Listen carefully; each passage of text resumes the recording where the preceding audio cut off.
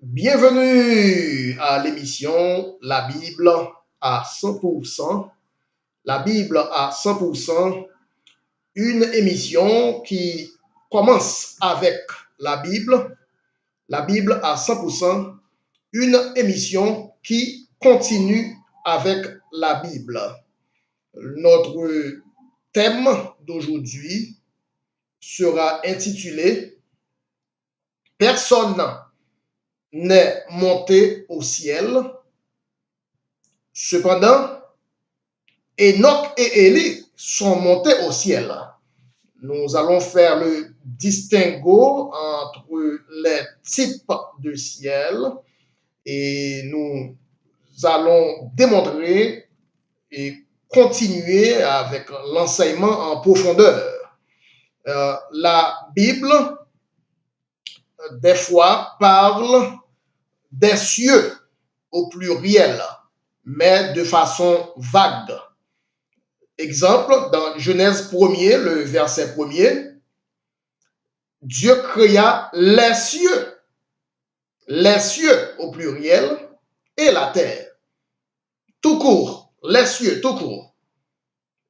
Cependant, plus loin, d'autres passages vont spécifier qu'il y a jusqu'à 3 au total, 3 cieux, pour un total de 3 étages célestes.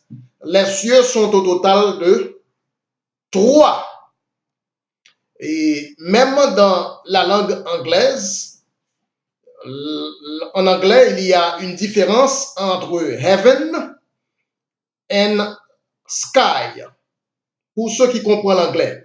En anglais, quand on dit the sky, cela veut dire les airs, ou bien l'atmosphère, ou bien l'altitude.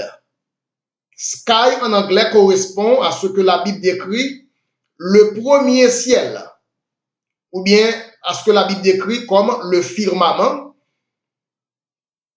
Par exemple, quand on prend l'avion, c'est le premier ciel. Quand l'homme va dans l'espace, c'est le premier ciel. Combien y a-t-il de cieux? Il y en a 3. Et parallèlement à l'Ancien Testament, le temple avait 3 parvis. Le premier ciel représente le parvis extérieur du temple.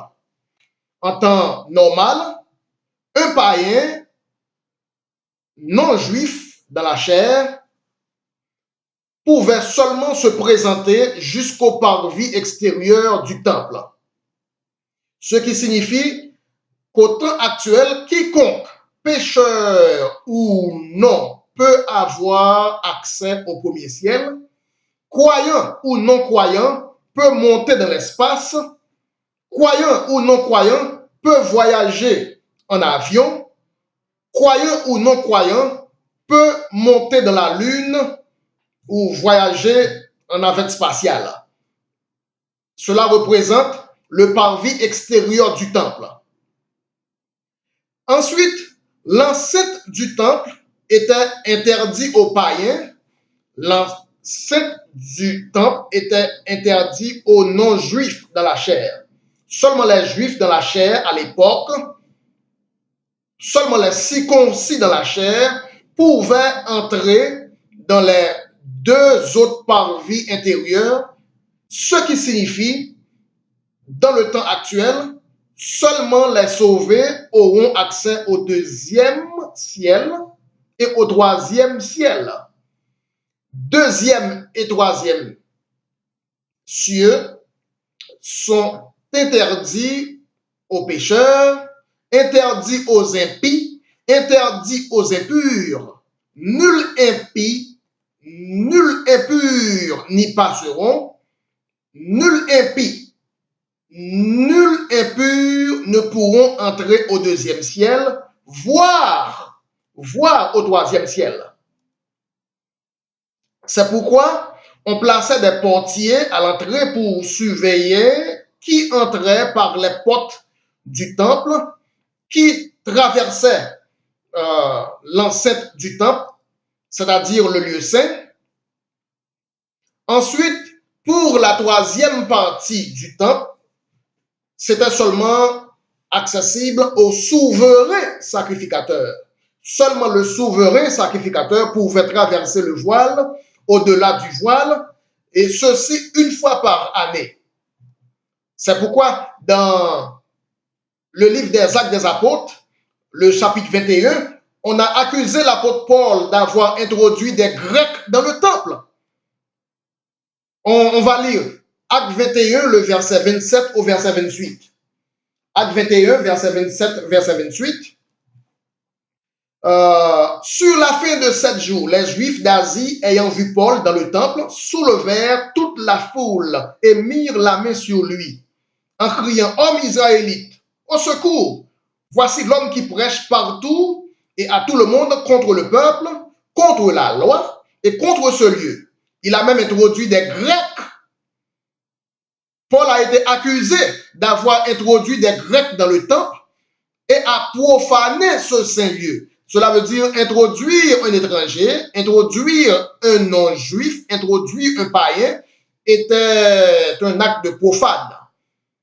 Car verset 29, car ils avaient vu auparavant Trophime d'Éphèse.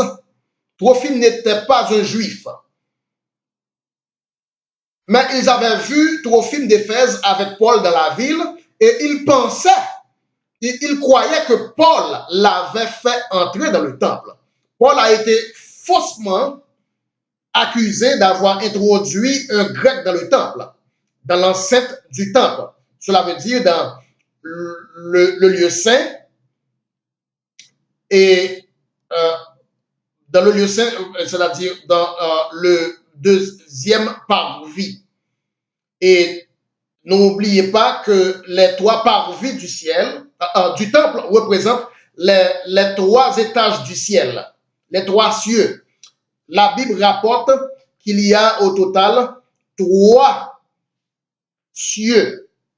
Le premier ciel, le deuxième ciel et le troisième ciel. De nos jours, il y a plusieurs d'autres théorèmes qui dénotent jusqu'à 7 cieux. Par exemple, selon le consensus des musulmans, selon les musulmans, il y a 7. 1, 2, 3, 4, 5, 6, 7. 7 cieux. Selon la société kabbalistique, selon les kabbalistiques, il y a 7 cieux.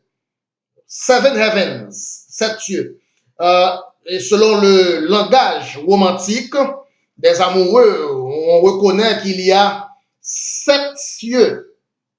Mais la Bible ne va pas au-delà de 3.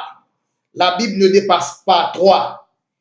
Il y a plusieurs consensus, plusieurs théorèmes qui reconnaissent 7 cieux. Cependant, la Bible est seule à reconnaître un total de 3. Pas plus que 3. Donc, selon l'adage qui stipule que la majorité emporte, certains vont dire, eh bien, je veux me mettre du côté de la majorité. Puisqu'il y a pas mal de grandes organisations d'utilité publique qui acceptent jusqu'à 7 cieux, la majorité emporte. Je vais tout simplement croire la croyance majoritaire. La Bible n'a jamais été une question de majorité ou de minorité. La Bible est une question de vérité. La vérité n'est pas nécessairement l'aveu de la majorité. La majorité peut faire fiasco. La minorité peut faire fiasco. Et la majorité emporte ne vaut pas pour la Bible. Ne veut rien dire pour la Bible. Exemple, la majorité croit que Jésus est né le 25 décembre. Mais est-ce que c'est la vérité? Non. La majorité croit que Jésus est mort un vendredi. Mais est-ce que c'est la vérité? Non. Car la Bible dit que c'était la veille du sabbat. la Bible n'a jamais dit que Jésus est mort la veille du 7e jour. La Bible a dit que Jésus est mort la veille du sabbat. Selon la Bible, il y a d'autres sabbats qui n'ont aucun rapport avec le 7e jour. Cela veut dire, en ce qui a trait à la Bible, la majorité ne l'emporte pas. Ce n'est pas une question d'une croyance majoritaire ou d'une croyance minoritaire. C'est une question des Écritures, sonder les Écritures. Oui, le sujet d'aujourd'hui s'intitule « Personne n'est monté au ciel », mais cependant, Enoch est monté au ciel. Élie est monté au ciel. Combien donc y en a-t-il? Combien y a-t-il de cieux? Combien y a-t-il d'étages de ciel? Donc, eh bien, maintenant, nous allons déliner les 3 étages du ciel, les 3 cieux. Et certains versets font le départ entre les différents étages des cieux. Certains versets nous permettent de faire le distinguo entre les 3 catégories de ciel. Par exemple, 1 Thessaloniciens 4, le verset 16 à 17. 1 Thessaloniciens 4, le verset 16 à 17. Lisons.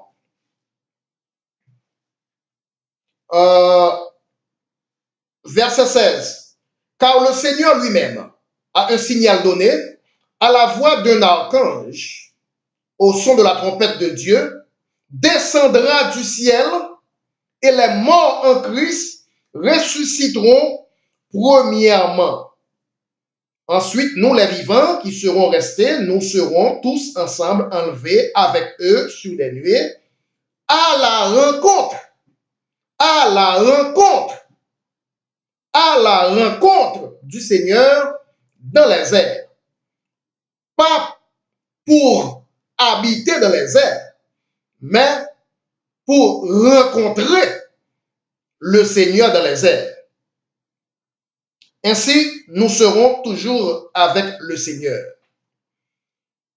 Selon 1 Thessaloniciens 4, versets 16 et 17, pour Jésus de descendre du ciel et de nous rencontrer dans les airs, cela veut dire qu'il y a un ciel plus haut que les airs. Pour descendre du ciel en destination dans les airs, il y a un mouvement de haut en bas. D'ailleurs, dans les airs, c'est déjà le ciel. Mais il y a un ciel plus haut que les airs. Lorsqu'on voyage en avion, quand on lance des navettes dans la Lune, c'est très haut, hein? C'est très haut. Toutefois, il y a un autre ciel encore plus haut que les airs. C'est pourquoi Jésus descend du ciel à destination dans les airs qui sont plus bas. Jésus descend d'un ciel plus haut, encore plus haut que les airs, à destination dans les airs. Là déjà, on voit qu'il y a ciel et ciel. La Bible dit personne n'est monté au ciel. Cependant, Élie est monté au ciel. Enoch est monté au ciel. Là, on voit qu'il y a ciel et ciel. Cela va dépendre du contexte. Cela va dépendre du texte en question. Il y a des prophéties en rapport au premier ciel. Il y a des prophéties en rapport au deuxième ciel. Il y a des projections en rapport au troisième ciel. Quand on dit personne n'est monté au ciel, tandis que Enoch et Élie sont montés au ciel, il y a ciel et ciel. Cela va dépendre du texte et du contexte. Oui, le sujet d'aujourd'hui s'intitule personne n'est monté au ciel, mais cependant Enoch est monté au ciel. Élie est monté au ciel. Qu'est-ce que cela veut dire? Cela veut dire qu'il y a plusieurs étages. La Bible reconnaît 3 étages concernant ciel, la Bible reconnaît jusqu'au troisième ciel, pas plus, pas plus, pas moins. Pour continuer notre lecture dans 1 Thessaloniciens 4, versets 16 et 17, cela veut dire que nous irons à la rencontre du Seigneur dans les airs. Les airs, c'est le premier ciel. Les airs, c'est le premier ciel. Le premier ciel est un corridor et non une habitation. Le premier ciel est un passage et non une demeure. La Bible ne dit pas que nous allons habiter dans les airs. Les mots sont bien choisis. La Bible dit nous allons rencontrer le Seigneur dans les airs. Quand on vient rencontrer un parent à l'aéroport, on dit, écoute, je viens te rencontrer à l'aéroport. On ne séjourne pas à l'aéroport. On se rencontre à l'aéroport. Ensuite, on va dans une demeure. Eh bien, de même, Jésus nous rencontre à l'aéroport, de préférence dans les airs. Et ensuite, nous irons passer un temps, nous monterons plus haut au troisième ciel pour passer un temps. Ensuite, pour revenir sur terre à partir du millénium. Isaac a rencontré Rebecca dans les champs, d'abord, avant de l'amener dans la chambre. Isaac a rencontré Rebecca dans les champs, avant de l'amener dans la chambre nuptiale. Et pour corroborer notre étude, nous allons lire Jean, le chapitre 14, le livre de Jean, chapitre 14, versets 2 et 3, qui correspond à notre lecture dans 1 Thessaloniciens 4, versets 16 et 17. Jean 14. Il y a plusieurs demeures. N'oubliez pas, on rencontre un parent à l'aéroport, mais on ne demeure pas. On ne séjourne pas. On n'habite pas à l'aéroport. L'aéroport, c'est un lieu de rencontre. Nous allons rencontrer Jésus dans les airs. Pas pour demeurer dans les airs, mais pour le rencontrer. Mais après avoir rencontré un parent à l'aéroport, on ne reste pas là. On va dans une demeure. Jean 14, verset 2. Il y a plusieurs demeures dans la maison de mon Père. Si cela n'était pas, je vous l'aurais dit, je vais vous préparer une place. Et lorsque je m'en serai allé et que je vous aurai préparé une place, je reviendrai et je vous prendrai. Il y a deux verbes. Je reviendrai et je vous prendrai avec moi afin que là où je suis, vous y soyez aussi. Deux verbes, le verbe revenir et le verbe prendre. Il ne va pas seulement revenir, mais après avoir revenu, il vous prendra avec lui. Le verset est très précis. Le verset dit, je reviendrai, mais pas seulement le fait de revenir, mais je reviendrai et vous prendra avec moi. Et vous prendra avec moi. Pour connecter Jean 14 avec 1 Thessaloniciens chapitre 4, la Bible dit, Jésus revient dans Jean 14, nous allons le rencontrer à l'aéroport, plutôt, nous allons le rencontrer dans les airs, et cela veut dire 1 Thessaloniciens 4, verset 17, et il nous prendra avec lui pour aller où? Il nous prendra avec lui pour aller où ça? N'oubliez pas, Isaac a rencontré Rebecca dans les champs. D'abord. Ensuite, il l'a amené dans la chambre nuptiale. Jésus revient, je reviendrai et je vous prendrai avec moi. La Bible dit de deux hommes qui travaillent dans un champ, l'un sera pris, le verbe prendre. Je vous prendrai avec moi. De deux hommes qui travaillent dans un champ, l'un sera pris et l'autre sera resté. Donc il y a ce qu'on appelle deux verbes. Le verbe Jésus revient et Jésus nous prendra avec lui. Mais pour aller où ça? La Bible dit il y a plusieurs demeures. On se rencontre à l'aéroport, mais on ne s'arrête pas là. On va dans une demeure. Jésus nous rencontre au premier ciel, mais il y a plusieurs demeures dans la maison de mon Père. On se rencontre, puis il nous prendra avec lui dans les demeures. Dans les demeures. Vous voyez, précepte sur précepte, ligne sur ligne. Précepte sur précepte, ligne sur ligne. On ne va pas demeurer dans les airs. On ne s'arrête pas pour demeurer au premier ciel. Le premier ciel est seulement un lieu de rencontre. On se rencontre au premier ciel, on se rencontre à l'aéroport. Ensuite, on va dans les demeures pour demeurer. Précepte sur précepte. Il y a plusieurs demeures dans la maison de mon Père. Cela veut dire qu'on rencontre Jésus au premier ciel, puis Jésus nous prendra pour aller dans les demeures au troisième ciel. Au troisième ciel. Vous voyez? Bien qu'on se rencontre à l'aéroport, on ira dans les demeures. Bien qu'on se rencontre dans les airs, nous irons dans les demeures. Bien qu'on se rencontre au premier ciel, nous irons au troisième ciel.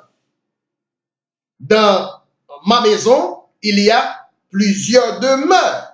Et ces demeures, la maison elle-même, se situe au troisième ciel. Nous connectons 1 Thessaloniciens 4 avec Jean chapitre 14. Lundi, Jésus descend et nous irons non pour habiter dans les airs, mais pour rencontrer le Seigneur dans les airs. L'autre dit, Jésus reviendra et nous prendra avec lui. Cela veut dire, après la rencontre, après avoir rencontré le Seigneur nous prendra plus haut jusqu'au troisième ciel. Donc, il y a plusieurs types de ciel. Le premier ciel, le deuxième ciel et le troisième ciel. C'est pourquoi Jésus pouvait dire « Personne n'est monté au ciel », tandis qu'Enoch et Élie sont montés au ciel. C'est quel ciel alors? Il y a ciel et ciel. Il y a plusieurs types de ciel. Oui, notre sujet d'aujourd'hui, comme titre, s'intitulait « Personne n'est monté au ciel », mais cependant, Élie et Enoch sont montés au ciel. Mais quel ciel? Il y a 3 étages de ciel, il y a 3 types de ciel. La Bible reconnaît jusqu'au 3e ciel. Personne n'est monté au 3e ciel jusqu'alors, au temps de Jésus. Mais Élie et Enoch sont montés au ciel. Quel ciel? Il y a le 2e ciel, entre le 1er ciel et le 3e ciel. La Bible parle du 1er ciel, du 2e ciel, sous l'autel. Entre le 1er ciel et le 3e ciel, la Bible relate qu'il y a un 2e ciel selon Apocalypse 6. Apocalypse 6, le verset 9. Apocalypse 6, le verset 9, nous allons lire pour terminer. Apocalypse 6, verset 9. Je vis, quand il ouvrit le 5e sceau, quand il ouvrit le 5e sceau, je vis sous l'autel. L'autel et le temple et la maison est au 3e ciel. Mais sous l'autel, au bas de l'autel, je regardais les âmes, je vis sous l'autel les âmes de ceux qui avaient été immolés à cause de la parole de Dieu et à cause du témoignage qu'ils avaient rendu. Il y a des âmes sous l'autel, au bas de l'autel, c'est-à-dire entre le 3e ciel et le 1er ciel. Le 2e ciel est au bas de l'autel, au bas du 3e ciel. Le 2e ciel est plafonné par le 3e ciel. Entre le 1er ciel et le 3e ciel, il y a le 2e ciel. Ainsi, personne n'est monté au ciel, mais quel ciel? Car il y a ciel et ciel. Personne n'est monté au ciel, personne n'est monté au 3e ciel. Élie et Enoch sont montés au ciel, Élie et Enoch au 2e ciel. Quand on meurt et sauvé, l'âme de la personne va au 2e ciel. Jusqu'en attendant le retour de Jésus, les morts en Christ ressusciteront. L'âme se trouve, est allée séjourner au 2e ciel. Si on meurt et on est à la fois sauvé, l'âme va au 2e ciel.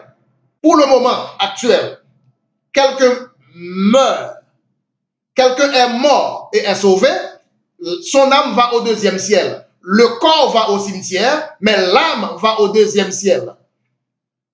Et au retour de Jésus, les morts en Christ ressusciteront, le corps ressuscitera, et l'âme vient rencontrer le corps, l'âme descend du 2e ciel pour rencontrer le corps, et nous ne devancerons pas ceux qui sont morts. Nous, les vivants qui seront restés, nous irons avec les ressuscités, together, ensemble, en une seule assemblée, nous irons rencontrer le Seigneur dans les airs, les vivants et les ressuscités, ensemble, dans les airs. Ensuite, Jésus nous prendra plus haut, au 3e ciel. Oui, le sujet d'aujourd'hui était personne n'est monté au ciel, cependant, Enoch et Élie sont montés au ciel. Vous étiez à l'écoute de l'émission La Bible à 100%, une émission qui commence avec la Bible, une émission qui continue avec la Bible.